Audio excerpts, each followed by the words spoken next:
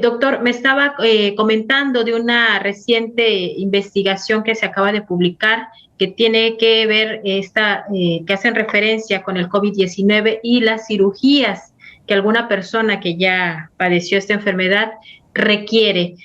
¿Qué es lo que está arrojando esta investigación? Porque es importante saber cuánto es el tiempo que debe de esperar una persona que ya presentó COVID pero requiere una cirugía. Muchas gracias por la pregunta, Majalet. Es súper importante esto porque durante la pandemia la atención quirúrgica no se puede detener. Los pacientes siguen requiriendo atención de problemas, de padecimientos que requieren una cirugía para su atención. Y pueden ser múltiples, desde cirugías de urgencia, como sería, por ejemplo, una apendicitis, desde cirugías que sabemos que se tienen que dar, como sería una cesárea, que es una de las cirugías que más frecuentemente se hace en el mundo, o cirugías que, aunque no son totalmente urgentes, tienen que llevarse a cabo, como sería, por ejemplo, una cirugía para un paciente que tiene cáncer, un tumor, y que si no se llevan a cabo, tendría implicaciones con respecto al pronóstico si dejamos pasar mucho tiempo. Hay cirugías que probablemente puedan esperar más tiempo, como sería una cirugía estética o como serían cirugías en las cuales el resultado no importe del momento en el que se lleve a cabo.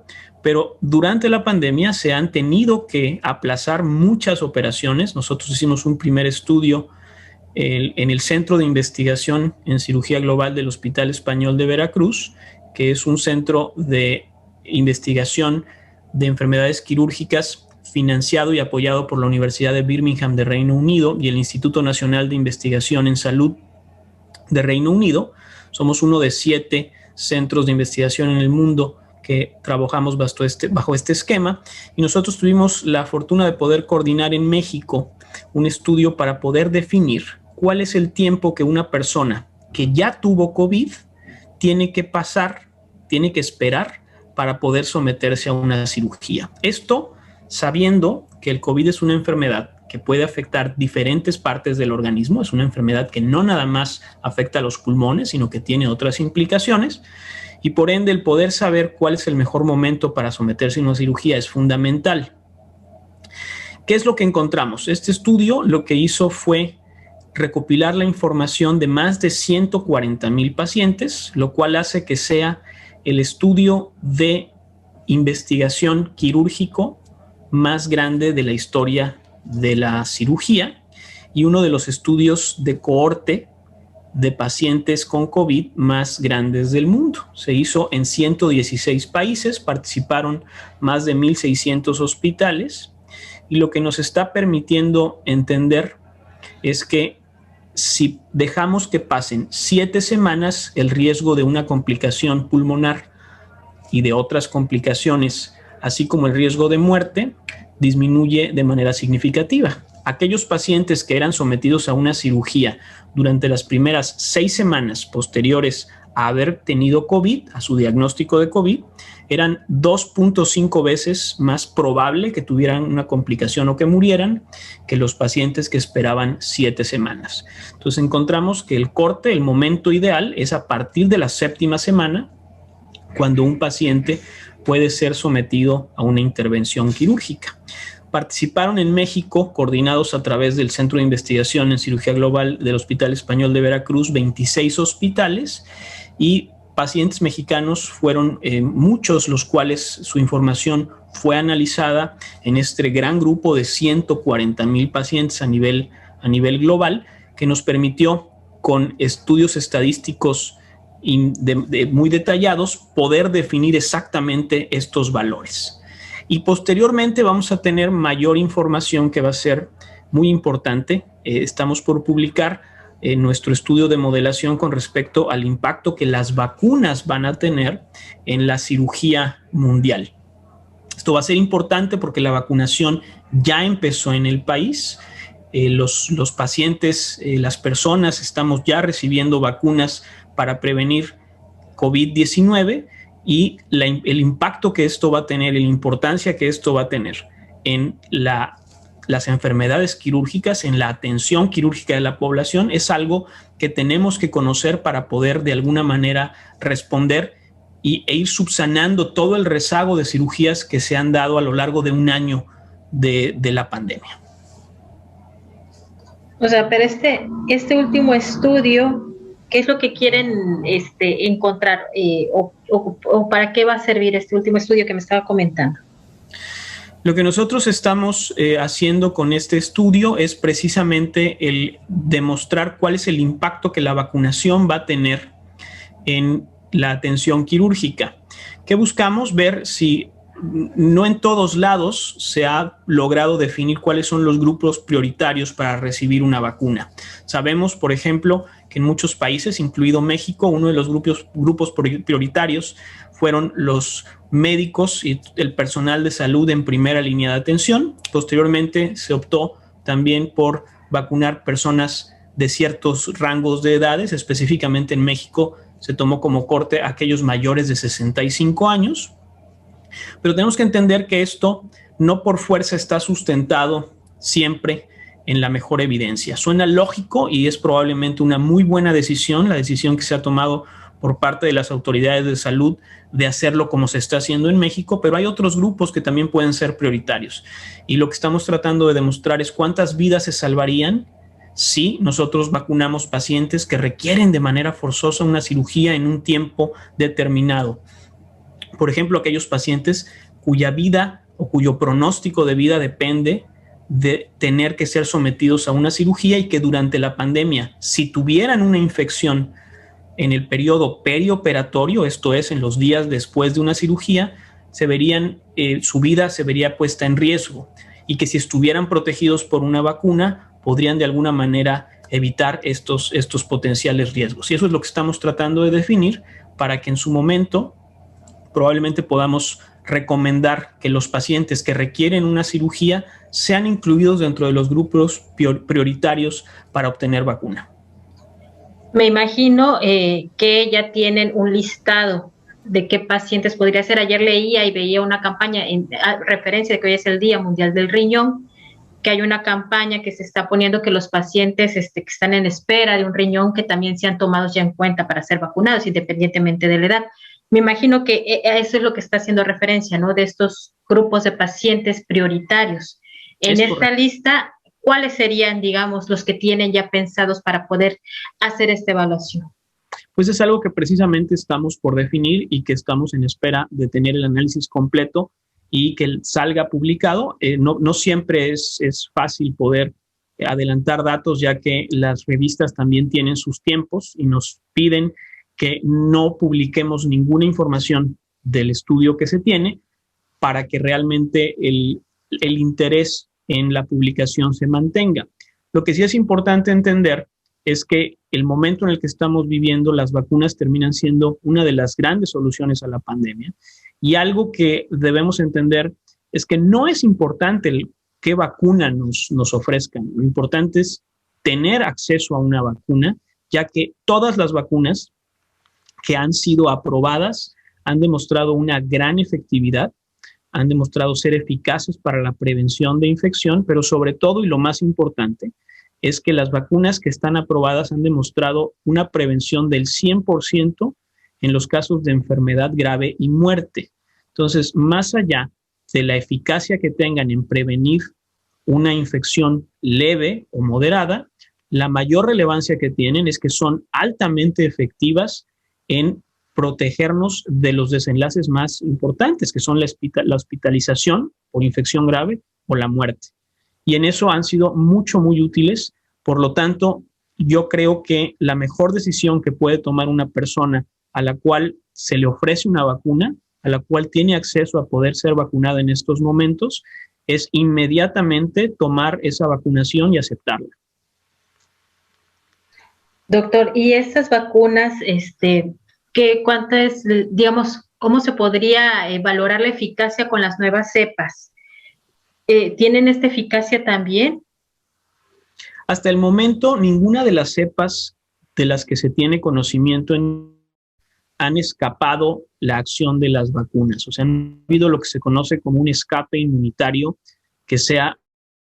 La mayor parte de las vacunas han sido suficientemente eficaces para controlar para prevenir los desenlaces importantes. Lo que tiene realmente una importancia, como insisto, es la enfermedad grave y muerte. Sin embargo, esto es algo que se va a tener que continuar estudiando durante las siguientes semanas y meses. Si en algún momento se demostrara que una de las múltiples variantes que existen en el mundo, hay algunas que ya estamos empezando a oír de manera repetitiva y que se vuelven ya pues parte de la información que estamos de alguna manera todo el mundo estando pendiente de ella, pero existen múltiples variantes y seguirá habiendo nuevas variantes de este virus, siempre y cuando las vacunas prevengan para los desenlaces importantes.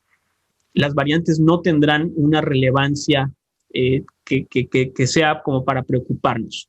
En el momento en el que esto pasara, si nosotros empezáramos a ver que pacientes vacunados se infectan de SARS-CoV-2, les da COVID-19 y vemos que la razón por la que les dio es porque una variante escapó la protección que ofrecía la vacuna que recibió el paciente, en ese momento sí habrá que preocuparnos y entender qué fue lo que pasó, pero tenemos que conocer que las vacunas no son 100% efectivas para prevenir infección.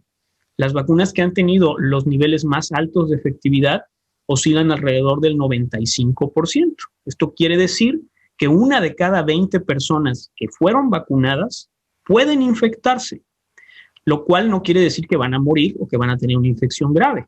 Lo más probable es que esa persona tenga una infección leve que sea resuelta con el tratamiento sintomático.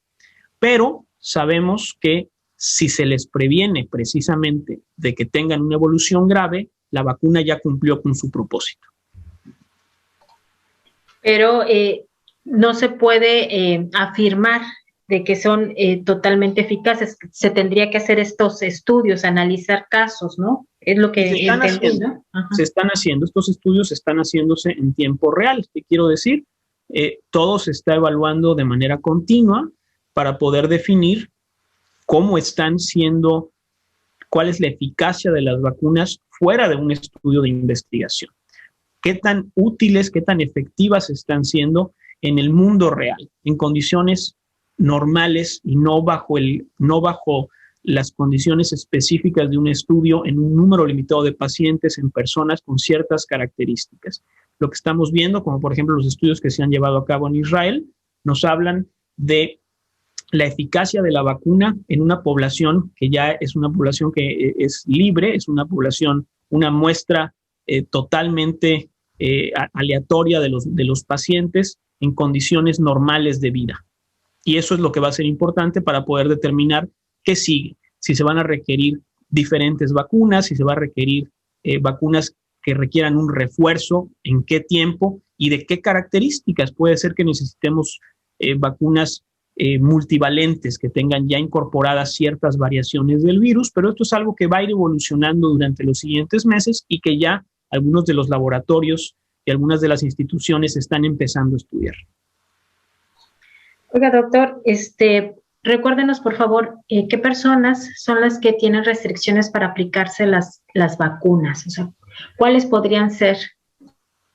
Realmente son pocas las restricciones que se tienen hasta el momento. Sin duda, la más importante ha sido aquellas personas que han tenido problemas alérgicos que han requerido hospitalización, reacciones de anafilaxia, reacciones alérgicas graves. Son personas en las cuales tenemos que tener mucho cuidado. Y debido a la característica de cómo están diseñadas estas vacunas, las restricciones han sido muy pocas. Hay poca información, por ejemplo, sobre las mujeres embarazadas. Sin embargo, la información con la que se cuenta actualmente sugiere que son vacunas seguras para mujeres embarazadas. No ha habido estudios hasta el momento todavía publicados de personas por debajo de los 16 años, de adolescentes y niños, pero en breve se tendrá esta información porque va a ser importante y necesario vacunar también a este grupo poblacional. E insisto, debido a la característica que tienen estas vacunas, en las cuales no se utilizan virus atenuados, o sea, no es un virus completo, cuando esto sucede, cuando las vacunas tienen estas características, hay pacientes que no pueden vacunarse, por ejemplo, aquellos pacientes que están inmunocomprometidos, tienen riesgo de tener una reacción en la cual se enfermaran por la infección que estamos tratando de prevenir. Sin embargo, estas vacunas lo que hacen es incorporar exclusivamente, la mayor parte de las vacunas incorporan exclusivamente una proteína del virus, específicamente la proteína de espiga, que es lo que hace y genera la inmunidad para poder detectar al virus y poder atacarlo. Entonces, es imposible que alguien se enferme de COVID al recibir este tipo de vacunas, y representan además, sobre todo las vacunas de RNA mensajero, representan un adelanto, un avance en la ciencia médica, en la manera de vacunar y de prevenir enfermedades, y seguramente veremos muchas cosas que saldrán gracias a esta tecnología durante los siguientes meses y años. Y la recomendación para quienes tuvieron COVID, el tiempo que deben de esperar para poderse aplicar una vacuna es algo que sigue siendo controversial, está en análisis. Lo que sí se ha visto es que las personas que ya tuvieron COVID parecen obtener una excelente protección de una sola dosis de vacuna.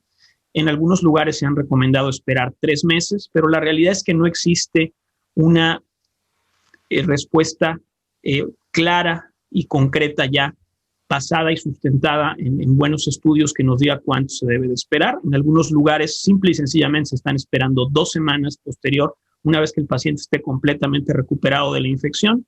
El poder recibir la vacuna no parece estar contraindicado y la protección parece ser, insisto, muy buena, incluso con una sola dosis. Doctor, las condiciones en las que deben de estar las vacunas, ¿todas deben de estar a una misma temperatura o hay diferencias de temperatura de acuerdo a las vacunas que están llegando o que se están aplicando aquí en México? Las diferentes vacunas, dependiendo de la manera como fueron desarrolladas y de las características de la misma, tienen diferentes características de conservación. Algunas vacunas requieren ultracongelación y otras vacunas requieren mantenerse a temperaturas de refrigeración normales.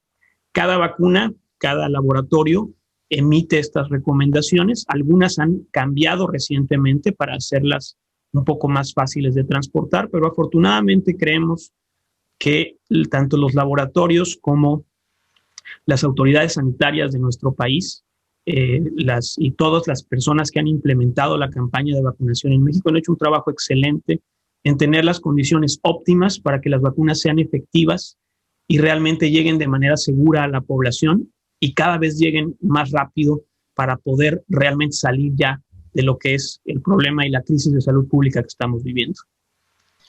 Entonces, una duda. Entonces, cuando esta vacuna, por ejemplo, no se encuentra en estas condiciones de temperatura, pierde su efectividad, si se llega a aplicar a alguna persona puede causar algún daño, si por alguna circunstancia no se encuentra en la temperatura que se indica.